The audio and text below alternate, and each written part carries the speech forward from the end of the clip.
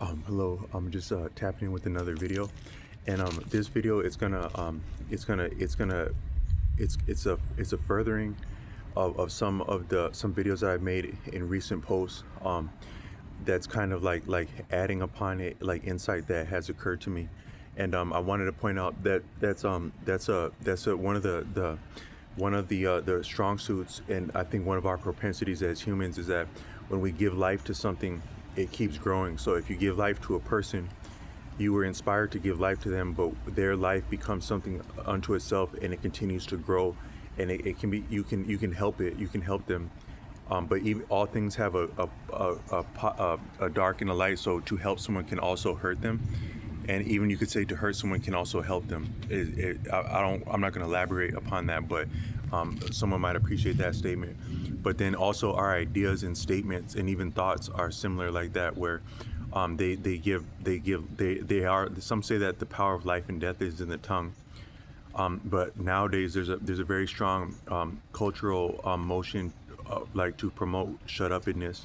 It's kind of similar that a lot of life is becoming more and more automated, and we ourselves are being promoted to be more and more robotic, even as it pertains to relationships, intimacy, working, even socializing. We're more and more. You sometimes you don't appreciate how strong the force of habit is. So we started communicating differently, like especially like around the time of the early 2000s.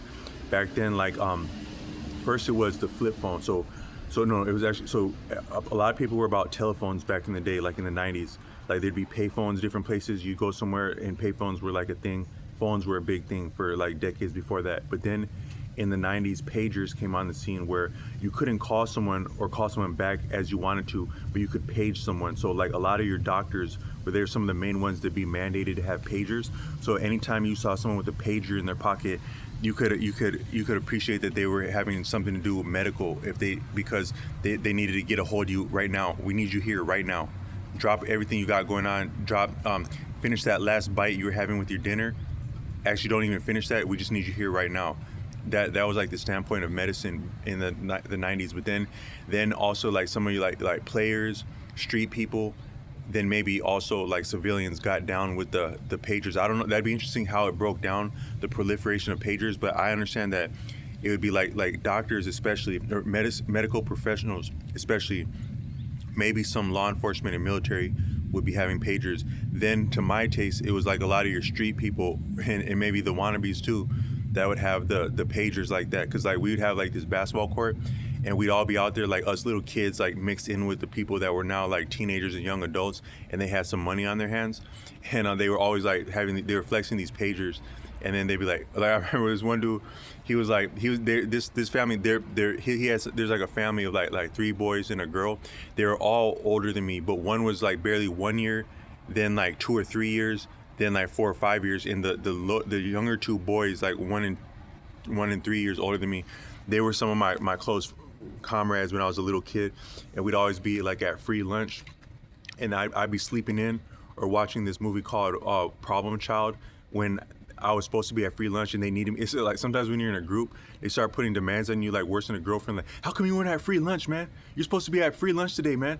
But I was like sneaking off, slacking off, watching Problem Child in the 90s. But they were my close friends, and they put me up on a lot of game. But then they had an older brother who was like, he was actually, they weren't no punks, none of their family, but their older brother, he was like, I'm not sure, like it's actually interesting, like the difference between like flirting with the lifestyle and actually being a part of a lifestyle. But he was like, everyone was a G in the 90s, but you didn't know how much of a G someone was until a situation happened. But we would be like at a basketball court, and then he just like dropped everything he had to go and sprint, like all out sprint across the basketball court to get to the payphone. Like someone, like some shit was going down, and with him, and maybe likely it was going down. I was too little to understand what would give a person that looks like that kind of reason to sprint like that to get to a phone from a pager. But it had been a pager about that. But then maybe pagers got more popular. It kind of loaded. Then at that same time, exactly as pagers were getting popular, then cell phones blew up, and the old ones looked like these big old bricks that you would have by your head. I think and they actually maybe didn't come on the scene in the 90s. They maybe had been around like since the 80s, these cell phones. But you had to really have a light. You had to really have you had to be working with some change to have a cell phone. So they were stereotypically like your maybe some pushers or like some street people that be having a reason for a cell phone back in the day. But then at the 90s, it got a little bit more prolific. And I remember like my father had one at one point, and they were they're kind of janky and probably hell of expensive and horrible like service plans. Like you pay like $100 to get 10 minutes for a month to talk on those things. So having it was almost bigger deal than they say it's better to have certain things when you need it. So to have it was a bigger deal, and what you're paying for more than using it. But then in the late 90s, early 2000s, the flip phone came on. That's like your actual first smartphone, probably would be like your flip phone. And like those, every last person had a flip phone. It's kind of interesting. I near about never had a flip phone until like way later when smartphones came on the scene. I had a flip phone that was a pay as you go, but I barely used that thing. But actually the whole time when flip phones were, I always had like I had like anti-technology instincts for some reason as a person, where like the more people go this way, the more I have questions, the more I go a different way, or it's just like, it's like things are counterintuitive. So like, it's just when flip phones came on the scene, I never had a flip phone. And I think one of the reasons that I actually have a clean criminal record now is that I never had a damn smartphone. So like a flip phone. So like when I was young and like people would be doing stupid stuff, most of it didn't have nothing to do with me, but the times when I could have got brought up on stuff, people just didn't know where the hell I was because I didn't keep a phone on me. But it was just one of these weird things about me. I actually had a job that whole time. Like when I was in high school, I always kept a job. So long as I could work, I had a job. Except for when I was in Tennessee and I didn't have transportation. But and I was going through like some culture shock. But I always had kept a job, and I always had some change I was working with in life. But I never had a damn flip phone. But then I slowly came on to having a flip phone, and the only person that ever called me was like, I was in I had got into like some stupid like therapy group thing for when I was a young person, like very young, and there was this woman in there, and she was I never said nothing to people when I was young. I didn't open my mouth around people when I was young, especially people I didn't know, and especially like in a clinical setting. So like we'd be in a clinical room, and like one day like the main like talkative person wasn't there, and this other dude was like, damn man, we ain't got no talkers in here, man. It's about to be quiet up in here. They were talking about my ass because they knew I was about to say nothing. But then a couple times I did speak my mind, and this woman, she was very beautiful. Like she more so, her beauty was more in her body. Like she had a very beautiful, healthy body. But then also she was just like she just thought differently, and she wasn't about like, she could see through a lot of bullshit. But she was like maybe 5 and 10 years older than me, but I was still a young man. I was old enough to drink. And then and she I won't say what her faith background was, but she had she came from a strong faith background, and but she didn't believe in like a lot of like the a lot of stuff about faith. But when the like one time like we were talking, and like there's a therapist like moderating the session, and she's like, he's actually better than you. She said that to the therapist talking about me. He's like, no. He actually is better than you. He has something better. He knows what he's talking about than you. She said that to him. And then me and her end up spending time like she wanted to get to know me outside of the session. And I spent some time with her. At that time, I wasn't interested. I didn't actually know anything about like relationships or like relating. I had flings, but I didn't know anything about like relating in relationships at that time. But she was interested in me, and we would take time. And she was like, she told me that she liked what I had to say, but she said that she didn't believe in the man on the cross. And when she said that to me, it kind of convinced me. I had been about like faith a lot. But something resonated when she said that, and I actually I changed in that moment, and I became I didn't become less moral or ethical, but I became less invested in organized religion when she said that to me, and but she was the only one that I ever had in that smartphone, that flip phone, and I would get up with her like at coffee shops and talk to her, but then But so then after the smartphones, exactly like the early that was like the mid part of the first decade of the 2000s. But at that was the exact transition point from the flip phones to the smartphones blew up on the scene. Near about that time, you had YouTube come along. Like, so I would say like 2000. All I say is that you go back into the year 1989. The only thing like what we have now, other than landlines, you'd have like some big old brick cell phones, and you had to have a lifestyle that go with that. Then in like say 1994, if anything, you'd have a pager, and you'd likely be a medical person, a serious profession, a street person, and maybe some savvy civilians with pagers at that time, 94. Then you 95, 96, you would have more cell phones, like kind of like horrible, useless data rates, but and very sparse coverage and as you travel. But you did have cell phones then. Then like 2003, it was flip phones everywhere you go. It's just flip phones. But this, I think texting started with the flip phones. Before that, in 1995, there's a music video by Montel Jordan. This is how we do it. I listened to that song the summer. So the summer of the school year of 94 to 95, I graduated third grade. That those friends I told you about, they were ditching my ass that night. Like the first night of summer vacation, they ditched me.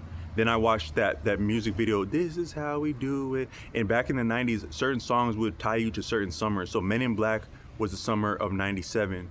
I can't think offhand what 96 would have been. 95 was Montel Jordan, This Is How We Do It. That's what that summer means to me, that song.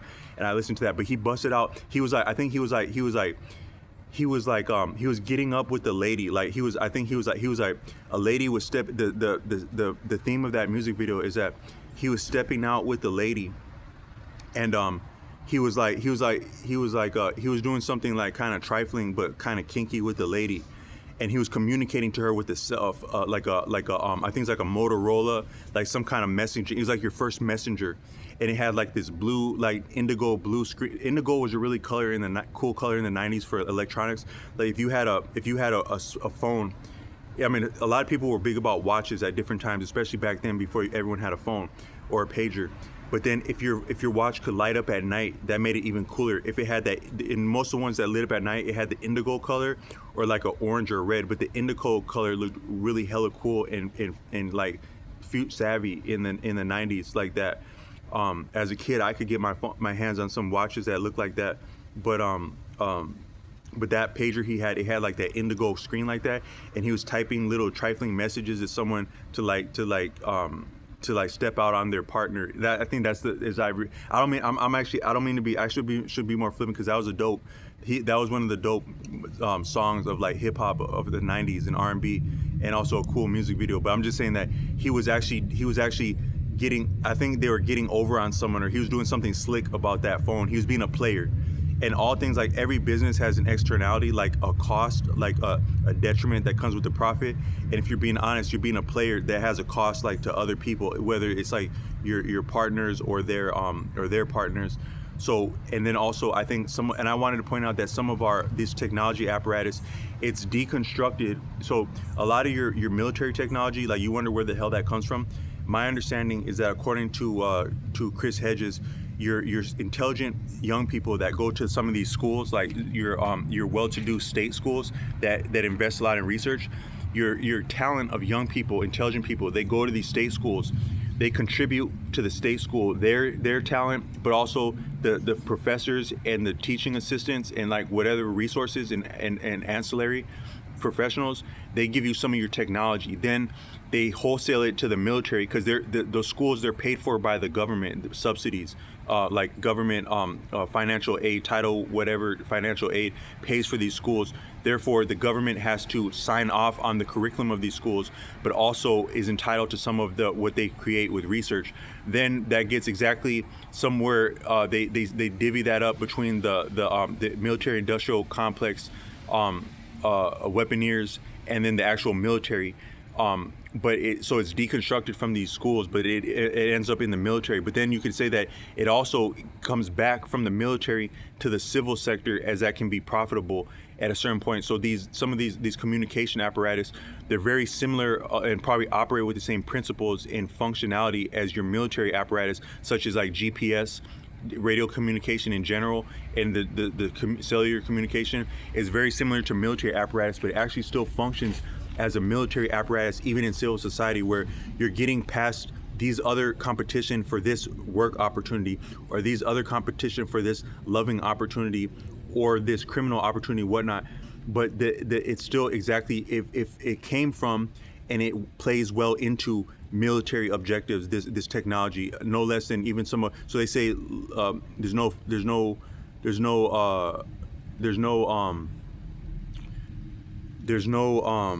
what is it? Anything goes in love and war, because love is war. So in love and war, these technology, they exactly lend themselves, because they came from war, but they therefore lend themselves exactly to love and war, which is the same thing. And money is maybe the conduit between and the means of love and war. No romance, no finance, no war, no finance, no war either. But then exactly like in 2003, it would have been flip phone this, flip phone that. But then with the flip phone, you started texting there. But the first time I saw texting had been that Montel Jordan video, and he was using it for a somewhat militant purpose, even as it was like for like lovemaking and stuff like that. But then, but it didn't actually proliferate. The idea that's the first time I saw that you could text someone. But I didn't know that it was going to change the world like that when I saw that there. But then the flip phone, I think that's where you could first start texting at like around 2003. Then the smartphone came on, and the rest was history with that. But YouTube came along 2007. I think Facebook came along like 2006 or so. I'm being very rough. You had like MySpace and stuff like that. Before that, Black Planet, that I would do like around 2000, early 2000s. But the actual Facebook was a little bit different. And it really, the first time I had a friend in college who actually matriculated to college directly, but I didn't go with them. He was like an athlete, I mentioned, and he was like, yeah, man, I'm getting over on these girls on this thing called Facebook. Yeah, man, I'm meeting these girls and I'm slaying them. And he meant that he was really like getting over on a lot of girls like back then. But but I thought it was just from that school. I thought it was from that state school. I was like, oh, so Facebook must be this thing where they can look at all these people that I went to high school with that I'm not seeing no more, and they can get up with them like really easy like that. That's what my understanding was. But I didn't know it was bigger than that. But it actually did come from a school, and it would have been similar like that, like where Facebook came from. It came from a college like that. But my friend was using it in college to get over on females. But then it blew up and changed the world. But that was like 2006 there. But all that exactly transpired and germinated together. The flip phone, the texting, then the Facebook, and like YouTube. And like I think there's some really great things about like YouTube, like just an open source platform for learning and sharing ideas. That's awesome, because all things have a dark and light. But when the texting started, I think that we started to change, like our communication started to change. Therefore, our experiences and our ways of relating to each other, for better and worse, but I think a lot for worse, because some things that were cool about life back then, they're not the same now. But then we're just becoming more of robots. That's what I wanted to point out, that so robots are efficient and they're expected not to talk. But if they do talk, they say only they speak like in computerized and that's like what we're being more encouraged to talk like, therefore think like, therefore be like now. And that's not always compatible. But there also, I wanted to point out that but by sharing ideas, you give birth to them. And so you could say, like, some people that make content and they'll say that I had this download, I had this insight, this inspiration, this is a higher message. I wanted to say that I've recognized some synchronicities with things that I've said, where I made a video like a day ago talking about this warning that I got from a like, not a warning, but a lesson I got from my friend's father, who was Native American, when we were young. And he was teaching us about these people that would go scaling the Himalayas back then in the 90s, and they'd get stuck out of bounds, and they'd get overextended to where they appreciated they couldn't make it back safely, and they'd have to make their last phone call to their loved ones, knowing they wouldn't come back, and what that experience would be like for them and their loved ones. When he told that to me, it was more scary to me thinking about how that would be to my loved ones as a young person.